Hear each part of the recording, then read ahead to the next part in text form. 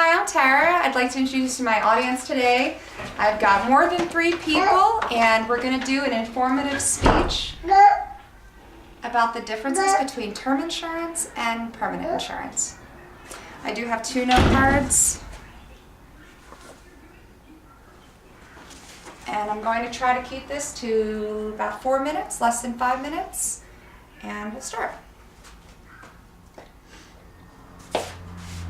So what comes to mind when I say the word insurance? You may not realize that insurance not only protects your assets in the event that somebody were to die prematurely, but it also means to accumulate wealth.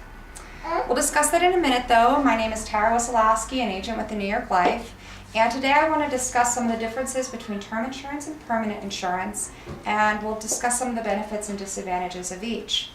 I want to share this information with you so that when the time is right, you can choose an insurance plan that best fits your needs.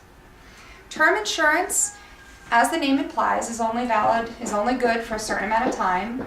It offers protection in the event that a main breadwinner within a family were to die prematurely. You can use the monies to pay off your bills, provide an income for your spouse, provide an education for your children, and it allows the family to kind of remain in their own world and not have to make drastic decisions in the event that one spouse were to die. Temporary insurance also provides assets for a key employee in a business. If the employee were to pass away prematurely, there would be proceeds available to management to hire and train new employees. Term insurance is very inexpensive when you're young because the premiums are based off your age and your health.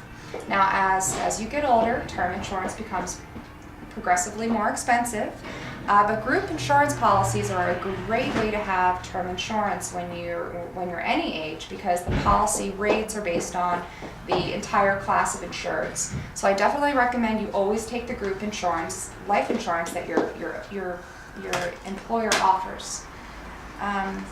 Term insurance, though, is, like I said, only good for a limited amount of time. And as you get older, the premiums do become more expensive. And the fact is that only 1% of all insurance policies that are temporary actually ever get paid out to policyholders because people have these policies for 20 and 30 years, and then they find that they no longer can afford to keep them in place. So, like term insurance, whole life insurance also provides protection to a family, but it has additional living benefits. You lock in a premium for the life of the policy, and you also have a cash value accumulating in the policy because of dividends that are given back to the policyholders. This cash value you can borrow against tax-free, and there's still a death benefit.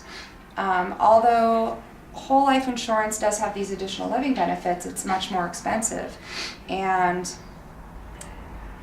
it's more expensive for the amount of protection that you get. So I would definitely suggest that when you're young, you get as much temporary insurance as you can, get as much whole life insurance as you can.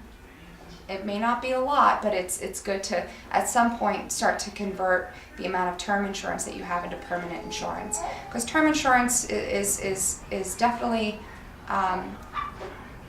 most important to have if you die prematurely, and whole life insurance is more important to have if you live longer than you're expected to live. So briefly, we discussed some of the benefits and disadvantages of whole life insurance and temporary insurance, and the question may be